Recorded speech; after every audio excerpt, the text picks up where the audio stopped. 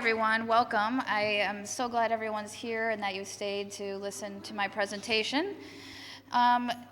It's kind of long, but not long. There's a lot of information. I encourage you to ask questions even while I'm talking or going through it. And I have some little things that the kids are going to pass around. They're little tiny Jesuses. They're little reminders to keep with you in your pocket, your car, purse, that Jesus loves you. I usually pass them out during my speaking engagements, and make sure to not eat them. They look like candy, and the last time I passed these out with candy, someone tried to bite Jesus' head off. So we don't want to ruin or break teeth here. They're just little tokens of appreciation that you're here. So I'll start the presentation. Serving the Lord with gladness, that comes from Psalm 100, verse 2, which is, serve the Lord with gladness, come into his presence with singing. Let's see if this works. Perfect. And so Phoebe is named in Romans in 16, verse 1 through 2, and she was a helper to Paul and others, and she's often considered the first deaconess. So a deaconess of the Lutheran Church, Missouri Synod, and this will talk about everything according to the Missouri Synod, where I belong. And an LCMS deaconesses are women who are professional church workers trained to share the gospel of Jesus Christ through a ministry of works of mercy, spiritual care, and teaching of the Christian faith. So we can teach Bible studies, we can teach the small catechism to students and adults. The deaconess, from the Greek word diakonos, means servant. And the deaconess motto is based off of 1 Thessalonians 1, 2-3, which is working in faith, laboring in love, and remaining steadfast in the hope of our Lord Jesus Christ. Any questions so far? So I will give a brief history of the LCMS deaconess. In the 1830s, deaconesses began serving the Lutheran Church in Germany. In 1922, the first deaconess of the LCMS began to serve. And until 1935, deaconesses were trained to be nurses, where training took place in Indiana, Wisconsin, and South Dakota. In 1935, deaconess training centers were consolidated in Fort Wayne, Indiana, which then moved to Valparaiso, Indiana in 1943. 1980, LCMS opened the first synodical deaconess training program at Concordia, Chicago, which is also known as River Forest. In 1980, also, the CDC, which is the Concordia Deaconess Conference, was formed as a free association of confessional LCMS deaconesses. In 2002, Concordia Seminary in St. Louis, Missouri, began a graduate-level deaconess program.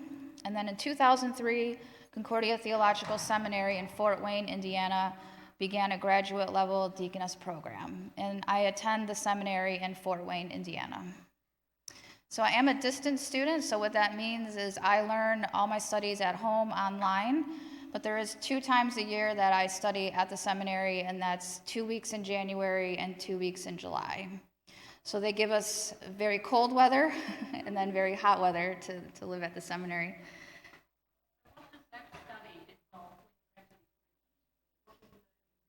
Good question. That study is called intensive studying. So those 2 weeks that we are there, we are studying intensive in whatever course that we're in. So it's basically all-day lectures, and I will go through that later on, what it looks like for me. It's very intense. It wears me out. I will say it's a lot. It's a lot of work to do in intensives because you're getting almost all your coursework and training for that class in only 2 weeks. It's compressed into 2 weeks.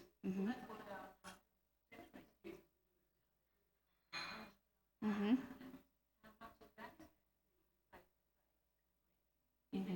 Mm-hmm. Yeah, they have compressed stuff and made stuff a lot shorter, which isn't necessarily always a good thing. I prefer longer classes because I like to learn more and be in it more. My online classes are 8 weeks long per quarter. And then when you're at intensives, it's 2 weeks. Mm-hmm. Yep. Wondering, so you're from Wisconsin, Yes. right? But Mm-hmm. this is the Missouri Synod. Yep. Missouri Synod, does that cover a lot of states in the US? Yep. The Missouri Synod is in every state, and we have, I think, 5,600 churches or almost 6,000 churches across the United States. Some states have more than others. Yeah. So it's very much an act. I'm sorry, what? So it's a church covers the entire country. Yes. That's correct. Yep. So the question was, because we are recording this as well, is where is the, like, if I'm from Wisconsin, where does the Missouri Synod cover? Which is pretty much across the whole United States, all 50 states. Yes, there is another synod, or there's a few synods actually for Lutherans in the United States. I'm not sure of how many. I know the most prominent ones are the Missouri Synod.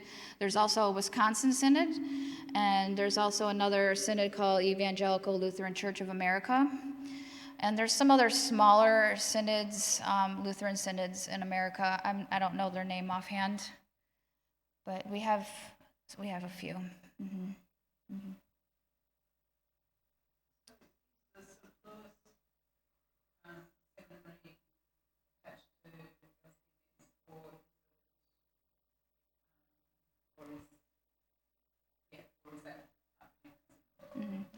The question is the seminary attached to the Missouri Synod? They are very close in proximity to each other. They used to be on the same property, but things have changed over time. So the International Center is different than where the Synod is, and then you have the seminary, which is within a few miles of there. So there's quite a bit in St. Louis because that's where the Synod started. Most everyone, I've been there recently, last month, and when you talk to people there, they absolutely know Missouri Synod for sure when you talk to them because it's so prominent over there. Any other questions? Okay. So where can a deaconess serve? A deaconess can serve in many different settings: missions, both foreign and domestic; congregations, teaching, visiting the sick and imprisoned, or serving in family or other caring ministry; in institutions, serving as chaplains in hospitals, prisons, retirement communities, and facilities that care for people with developmental disabilities. And we also have deaconesses that serve at the Office of International Missions. Oftentimes, a deaconess will participate in church planting initiatives and at other LCMS conferences and gatherings. Any questions on this one? There's lots of things a deaconess can do, and I'll get to that as well. And every deaconess is different, so each one of us have different talents and different backgrounds and different things that we've been through that have formed us in such a role. Question. Yep, yes. We're talking about deaconesses. Do you have male deacons? So the question is do we have male deacons in the Lutheran Church Missouri Synod? We do not actually have any commissioned male deacons. Everything is through a male pastor, and then the female role, it would be a deaconess that serves alongside the pastor. There may be some churches that we have elders, and they can act as deacons as well. Good question.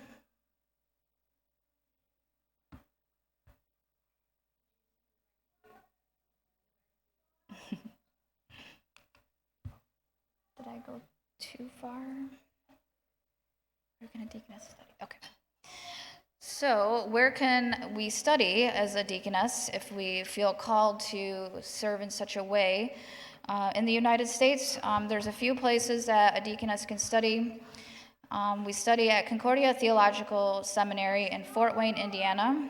They have 2 programs. We have a master's in arts of deaconess studies as a residential student. So I could have chose the route of staying and living on campus, but as an adult, that didn't really align with having a full-time job and everything.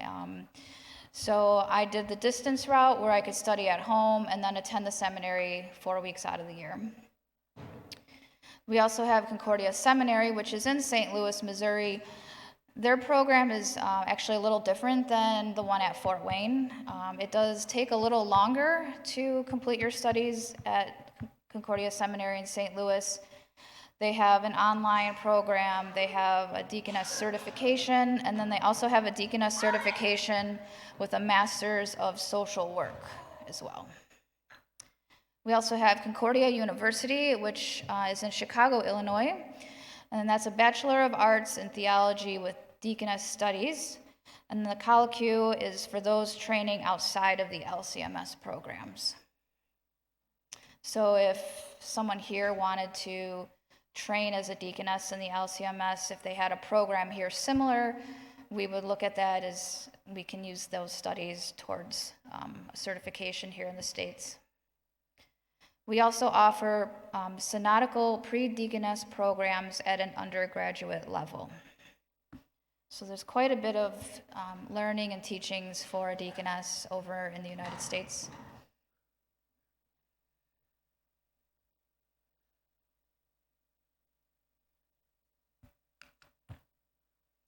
So part of our deaconess formation is about knowledge. Deaconess students study the rich theological tradition that encompasses the ecumenical creeds, our 3 creeds, and confessions of the Lutheran Church Missouri Synod. The deaconess student learns a rigorous curriculum that begins with the study of Scripture and proceeds to engage the history and theology of the Gospels and the Book of Concord. We actually had to read the whole entire Book of Concord as a deaconess student. And a lot of our classes are very similar, if not the same, as the pastoral classes. We just, as a deaconess, we wouldn't take a course on writing sermons. We're not able to write sermons nor preach in the pulpit, nor are we able to provide the sacrament. Deaconesses have a year-long practicum classes for both years, and this is where we learn many practical things such as writing devotions, setting up fundraisers, how to visit with the sick and dying, biblical counseling, also Bible studies, and among other things. So the practical courses are a year long for both terms. So we study for 2 straight years if you can get through the whole program without stopping. And it's full-time master's degree work. Any questions on the knowledge part? Okay, practical skills.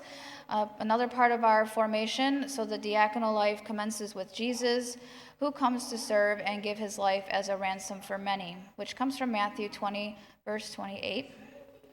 This practical formation involves the study and research of effective strategies for diaconal care and is supervised by the pastor or the chaplain through field education and internships. The training and development of diaconal skills focuses on 5 areas, which is our visitation, counseling, catechesis, leadership, and building community.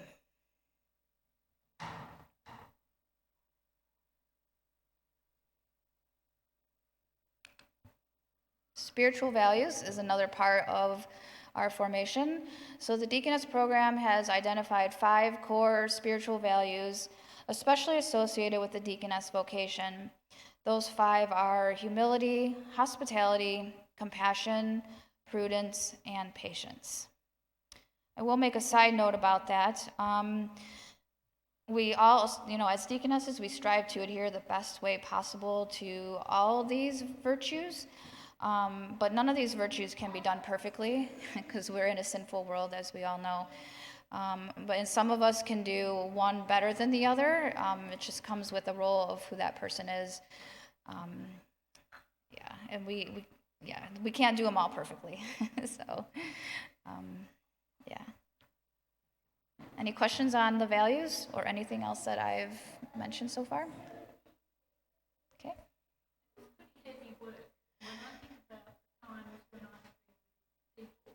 Mhm.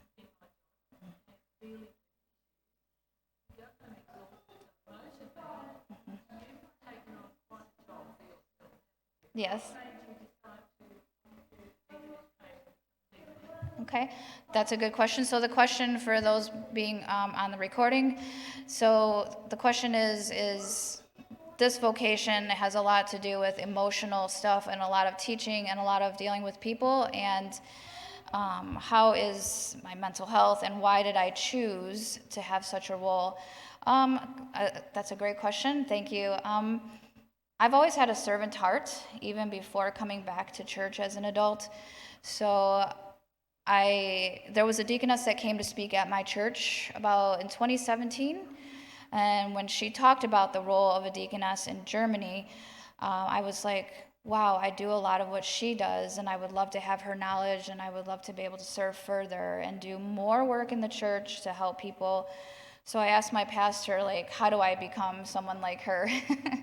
And he told me to go to Fort Wayne, Indiana Seminary. So I actually did that the next day. I called and I got admitted into the program in 2021.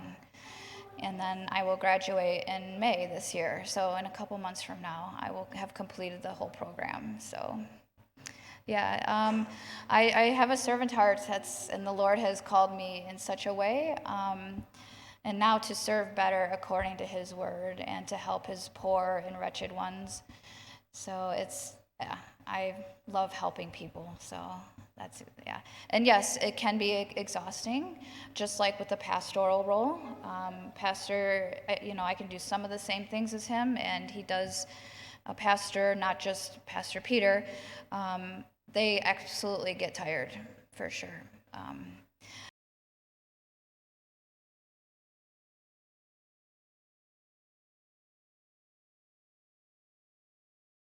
When to say no, and to know that you can't save everybody. That's another thing. We think that we can cure everyone's problems or help them to a point where we're then neglecting ourselves, which is not healthy either. So yeah, and it's good for those in ministry and everybody really is to see a therapist and be able to have someone to talk to outside of your church role. I myself have that, and I'm super thankful that I have someone to talk to, because even though I don't take on people's problems because I learned how to have that boundary, you still need to have someone to talk to let it out. So for sure, because there is a lot. When you go on visitations, you learn a lot about people, their lives, their backgrounds, their struggles, and where they are today and how they got there. And sometimes those stories are absolutely terrifying. Sometimes they're sad. Sometimes they're good. Sometimes they're all of the above.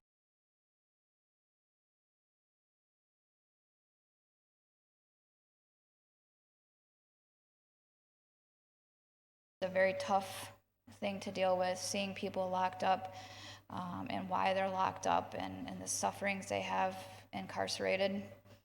So yeah, it's absolutely a tough role, but I do it because the Lord has called me to it and equipped me in such a way. I've been equipped, yes, yeah. It's not a role for everyone, even though we wish more people would step up to, the pastoral role and a deaconess role. There is a definite need for both roles, for sure, because there's lots to do. Everyone's lives are so busy and so complicated the older we get to. So, especially if there's families involved and children and grandchildren, or those who have adult children who aren't going to church, who you wish they would go to church. I mean, we see a lot and hear a lot. So, great question. Thank you. Anyone else? Okay, and we'll move on. Mission statements. All right, so our deaconess formation contains of some vision statements that were put together through the seminary. The deaconess vocation is a theological vocation driven by two powers, the love of God and the needs of the neighbor. Deaconess formation is grounded in the theological, Christological, and ecclesiological, which is church, foundations of the scriptures, the creeds, and the confessions of the Holy Christian Church. The deaconess is called to attend to the needs of the neighbor and to act in love and mercy. The formation of deaconess students is deeply practical and consists in the sensory perception of humanity's needs and to respond with compassion. And deaconesses are formed for participation in God's love for mankind.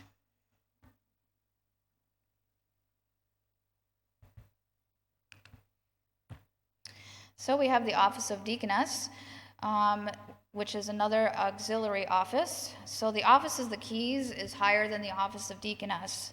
The office of the keys is what would belong to the pastor, and we work under the supervision of the pastor. The Lutheran deaconess is an auxiliary office in which women are called and commissioned by the Lutheran Church Missouri Synod to provide diaconal care with special emphasis in works of mercy, spiritual care, and teaching the faith, by which they guide others to the word and sacraments provided by the office of the public ministry. A deaconess supports the pastor in his care of the congregation and assists God's people in the care of their neighbor.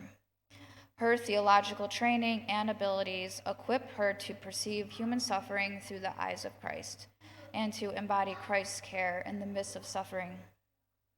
The work of the deaconess is to aid and complement the pastor in his care of the church and or school. So we complement the pastor, we don't compete with the pastor. Sometimes that's a misconception of people or even the pastor. We are truly here to help and serve, and that's basically it. We don't want to take on the pastoral role. That is a separate role set aside for a called and ordained servant of the word. We actually will help take stuff off his plate so that the pastor can focus on the word and doing other things with that. Any questions on the office of deaconess? Okay, I will move on.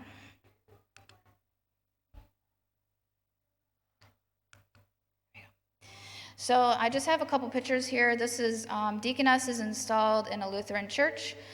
You will see me on the left here with my two pastors back home in Wauwatosa, Wisconsin.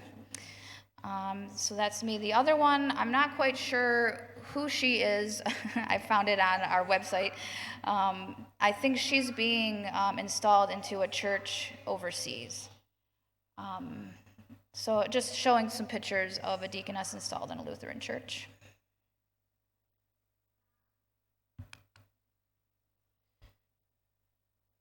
Our next slide is we have deaconesses in the mission field. This is only two that I'm highlighting. There's so many of us in the mission field all over the world. The one on the left here is Deaconess Sandra Ryan. She serves in Asia as a sacred music educator and supports partner churches by collaborating on Lutheran hymnals, hymnody, and musical and liturgical resources for use in worship. So she's using her musical skills to be a deaconess and serve in that regard. The other one is Deaconess Kim Butman. She serves in Germany by assisting local congregations, working with refugees, and leading music worship in the Farsi language. So Kim actually speaks German, English, and Farsi, which is a Persian language. She works a lot with refugees. I served with her in Germany in September of 23, where we put together a week-long festival for the community. And both of these women are in really great roles according to their talents. So it's really good to see that.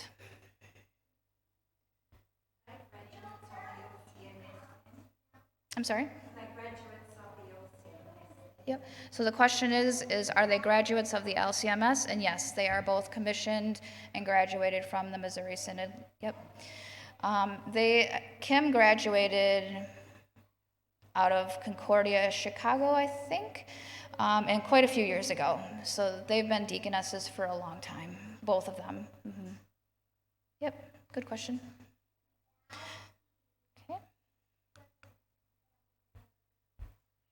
So up next, I'll talk about our badge and uniform. As you see, I am wearing my uniform.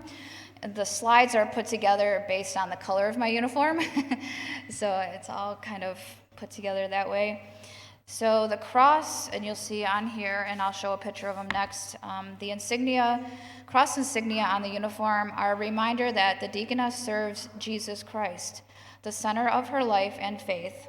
Inscribed on the cross, pointing to the center, are the four ichthys, which is the fish, a symbol representing Jesus Christ, which comes from an early Christianity. The arms of the cross flare out to form Easter lily blossoms, symbolizing the radiant joy of the resurrection of Christ, the source of Christian hope.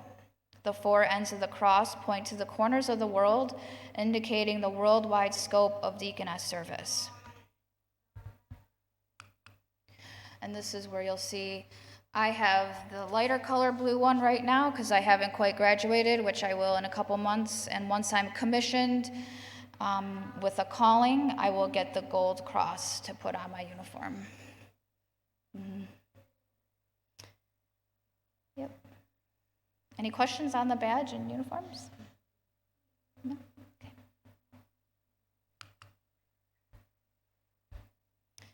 So the next slide talks about our studies and what we exactly study in the deaconess role. So you'll see that this is an all year round program and it's full time. So if you go part-time, it's going to take you longer than 2 years. Or if you take a break in the middle, it's going to take you longer than 2 years, which was the case for myself. I started out pretty much when COVID was really bad. And I was 3/4 into my first year and I got really, really sick with COVID and I had long COVID and I eventually had to stop and go on a leave of absence. And then I started back up again in January of 24. So then now that leaves me with a graduation date in 2 months. So I'm almost there. So the first year of our studies, we take classes such as History of the Deaconess in the Early Church. We have our practicum, which is year-long. We go over the Lutheran confessions, the intro and overview. We also have classes such as Ministry to the Sick and Dying, Gospels 1, which was on the whole book of Matthew. So we had 8 intense weeks of the book of Matthew. And then we also have the church and the missiological perspective, the books of Moses, which is the Pentateuch, which is the first 5 books of the Bible. Into the World with Confession and Care. That's a mission and outreach class. It's how to care for people in other cultures and what you'll experience in different cultural settings. Then we have Pauline Epistles and Heaven on Earth, which is a liturgy class. So on Heaven on Earth, we learn all the aspects of how the Missouri Synod has put together their divine service, which is your Sunday liturgy.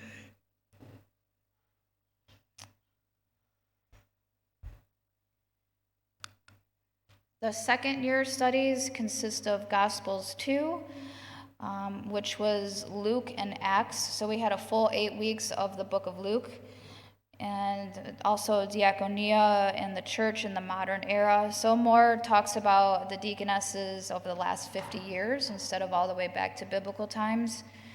Also, again, Ministry to the Sick and Dying is also a year-long class. Another Lutheran confessions class, theological ethics, catechetics, which is the study of being able to teach the catechism.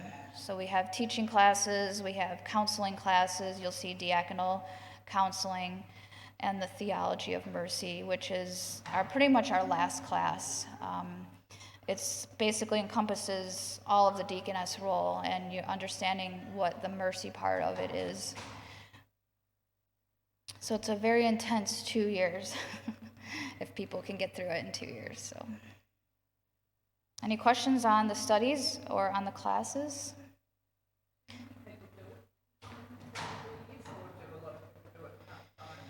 I've known a few that have actually done the whole straight 2 years. I would say most of us, especially the distance students and those who don't live on campus, take breaks. It also depends if you have grants. So if you have money grants that are awarded to you based on your income or any other factors, when you are under a grant, you have to go full-time. So they do add that stipulation, which when you work in the church and you work a secular job, there's so much to juggle so that you get monetary help. So, yes. Any other questions? Oh. That's a good question. Yep. Good question. So the question is, where do I see myself, right, as a deaconess or my calling? Is that correct? So I do have a pending call right now that is in the works. So I'm more into foreign missions, which is why I'll go around and travel parts of the world for mission work. So once I graduate in May, I will go through more of the call process, and right now it's selected as Prague. So I will be serving at a church, St. Michael's Archangel Church in Prague, Czech Republic. So that will be, as of right now, God willing, He may change it. Who knows? But as of now, it is to serve in Prague at a church there as a mercy deaconess. So something similar to stuff I'm doing here under a church setting. That mission over there actually serves that church and another church in Krakow, Poland. So if I'm over there serving with them, I will drive with them to Krakow, Poland once a month from Prague to assist in the church services over there. Yes. So then once I graduate, I will need to move to St. Louis, Missouri for mission training, and that encompasses language school, because I will need to learn basic Czech to be over there. It is an English-speaking congregation, but in order to have conversations with those in the community, which is a big part of what I like to do, I love the church work and I love the community, and also being here has given me a love for being with the kids as well. So absolutely, we'll need to do all that training before I head over there. So yes, great question. Thank you. Anyone else? Okay, we'll move on.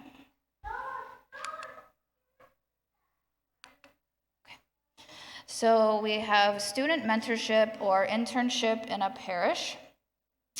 And with this consists of the tasks of visiting the hospitalized, homebound visitors and members who are missing from church. We work with women's societies, leading Bible studies and devotions, teach religion or catechism classes, Sunday school, and VBS. VBS is Vacation Bible School. I'm not sure if you guys have that here. You do? Okay. Develop Bible study and materials and Christian educational resources. Engage in children's, youth, college, and young adult ministries. Participate in specialized ministries such as grief, divorce, prison, and disabilities. Afford Christian counsel to women, youth, and children in their life struggles. Explore and support congregational, administrative, and governance. Coordinate volunteers through Altar Guild, VBS workers, and youth leaders. Manage parish mercy ministries, caring for both the congregation and the community. Learn to share the gospel as she interacts with the congregation and the community. Organize and participate in evangelism and community outreach.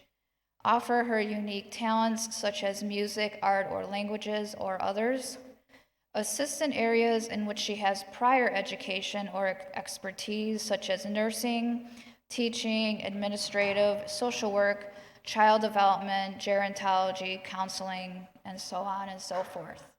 So there's a ton of things that a deaconess can do. This doesn't encompass all of it, but we do also work under the supervision of the pastor. So we would work with him to,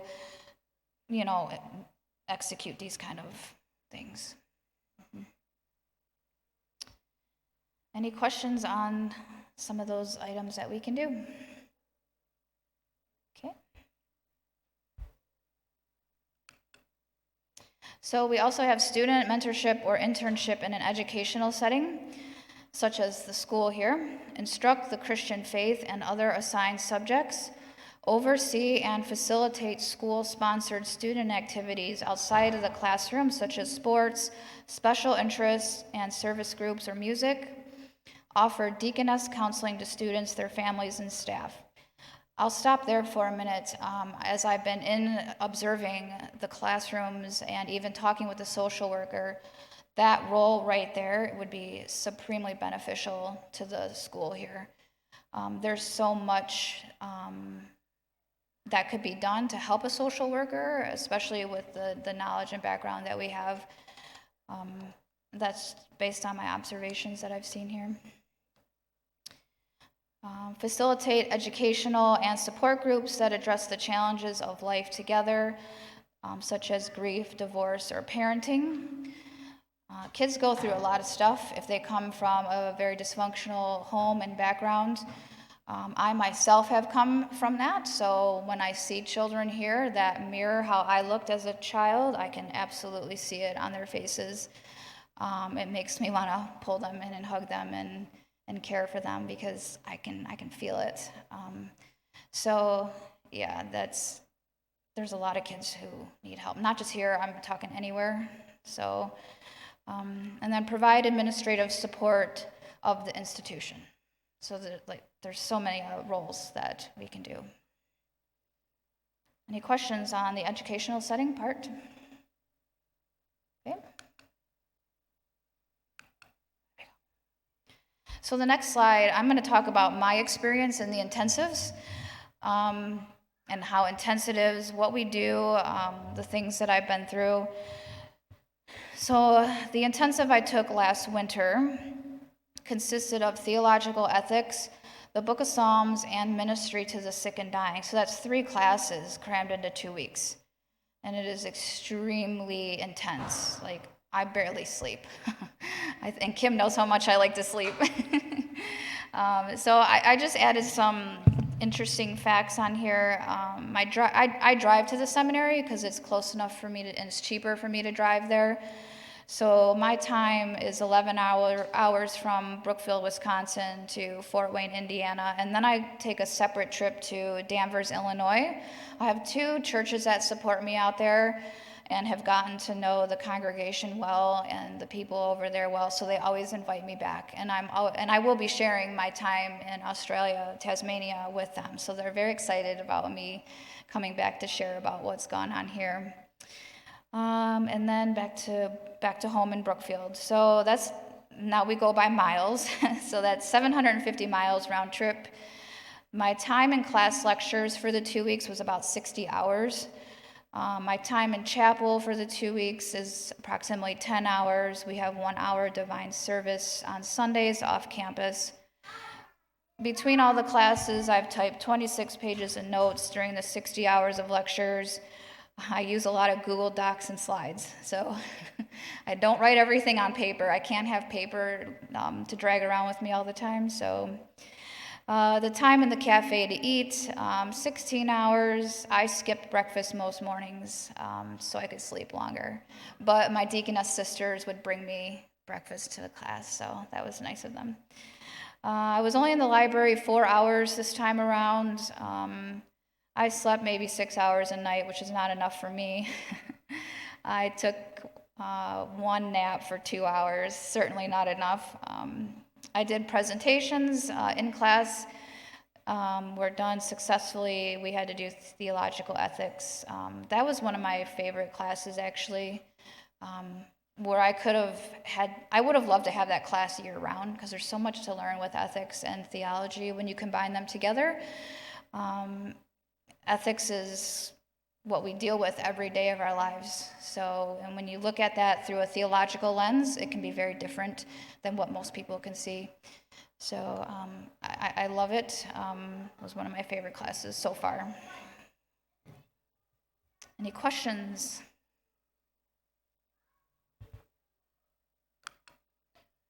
So the duties that I've been doing at my church during my studies So typically, as a distance student, someone who, since we're not at the seminary, we can do our internship while doing our classwork, which is another thing to juggle when you work and study and work in the church.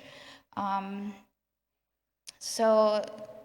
did visitation to homebound or nursing home shut-ins, church deaconess hours in the parsonage. So I work at the church 2 days a week in the morning for diaconal counseling or any other duties that come up or things that I'm planning. So I'll work in the church 2 days a week. I've done the Bible studies on Sundays after church. My pastor and I rotate every other week. So right now we're working on the movie The Chosen series. I'm not sure if anyone has heard of that. But him and I work well together, so we just switch on and off. So he lets me lead one week, and then he takes the other week. Church event planning. So I completed a Reformation party. That was super fun. Everyone loved all the great little Reformation party treats that I made, and I made like 2 poster boards of Martin Luther and his life and what led up to the Reformation. So that went really well. I assist the pastor during funeral services and seek out those isolated at the funeral or grieving. Some people will come and sit alone. So if you see that, that's a cue, like someone's alone, so we should go check on them and care for them and see, if they want someone to talk to. And some people just want to be alone, and that's perfectly fine. But that's where we pick up on the compassion part of that. Let's see, sit in with pastor when he does children's service on Thursdays. So even though we don't have a full school at our church, we have daycare, which is newborn up to 5 years old. So he does Thursday morning chapel for the kids, and I do sit in and assist with that a little bit. I write articles for the church's monthly newsletter, and recently I write hymn analyses for the hymn of the day. I shared one of my hymn of the day analyses with Pastor on Martin Luther's song, "A Mighty Fortress is Our God." So I'm not sure where that was posted or if you guys will see it. Let's see, what else? Weekly one-to-one meetings with pastor for church needs and personal development in my role. Facilitate a board for endowment funds. So recently our church received funds, and I was appointed as the leader for that. So to manage that for everybody. Let's see, so I also work with ministering to women who are trapped in the sex and trafficking industry. So that's a big thing that I like to help with, along with prison ministry. And I do write deaconess reports that are provided for our quarterly congregational meetings. So those are some of the things that I've done at my current church right now. Any questions on that? Yes? I mean, there's a lot of work that you do with pastors. So as part of the pastor's role, did they receive training also in how to work with the deaconess and what's appropriate to ask or assist with and how they can do that? That's an excellent question. So the question was, since we're trained to work with pastors, is it the other way around? Does a pastor get any formal training on how to work with a deaconess? I absolutely think that they should. And the sad thing is they don't. In the United States, we have a different kind of culture. Some like to work with deaconesses and some don't. And it's just based on their personal preference and if they want to share the ministry with someone else. So I brought that to the attention of the seminary a few times myself, saying that I would even lead the course for it if they would so choose me to do, as far as how the male and female role can work together in a church. I feel like sometimes there's intimidation involved on both sides, so then there becomes a strife between the two. So, and sometimes they just don't know how to speak with women, especially if they're young new pastors that are pretty much right out of maybe 25 years old. They find it hard. I absolutely think it's super important, because every church is going to have male and female in it. And if a pastor can't work with a deaconess or finds it hard to, then how are they going to serve the women in the church as a whole? So that's the concern I see. I would certainly love to teach etiquette classes on a deaconess to a pastoral role. They haven't come to me for that yet. So all I can do is say I'm here if you need me. But I think it's so important, really, for us to have both classes on both ends of that, a deaconess to the pastor, pastor to the deaconess. Yeah.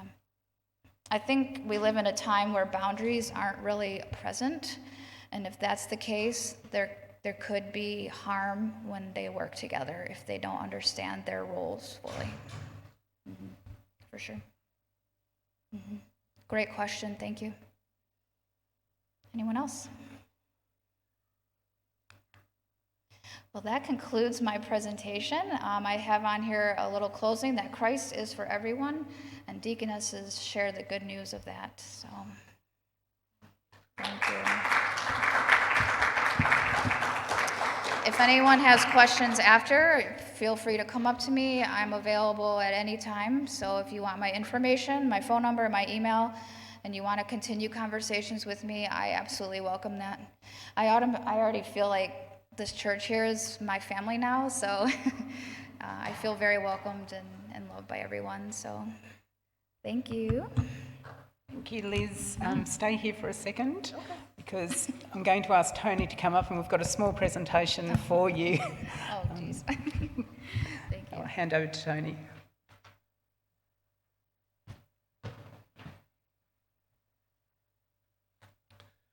Well, first of all, Liz, on behalf of St Peter's Lutheran Church, Hobart, I want to thank you for your presentation today. And I want to thank you for being so approachable. And I'm sure we've all learned a lot. And I think that the Lutheran Church of Australia has kind of missed the boat and not pushed the training of more deaconesses. We have a situation where we don't really have enough pastors to go around, but there hasn't been enough deaconess training to assist with that. And we have a pastor here who's now pretty much got to look after the whole state. And who does he talk to and discuss things? So, you know, I think the deaconess program should be really updated. So thank you very much for your information. Yes, that was really good. And on behalf of the church and the Ladies' Guild too, I'd like to present you with this to help defray your expenses and with our thanks. Of course, you're welcome. Thank you.